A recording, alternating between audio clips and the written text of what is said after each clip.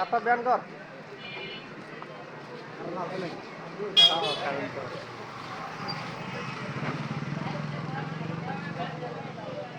চলন্ত লাইনে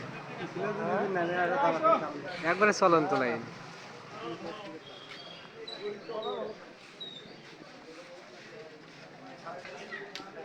ভালো করে চাপ দে একটা চাপ মারিয়ে দেও ওখানে টেপ মারা লাগবে না ভাই? না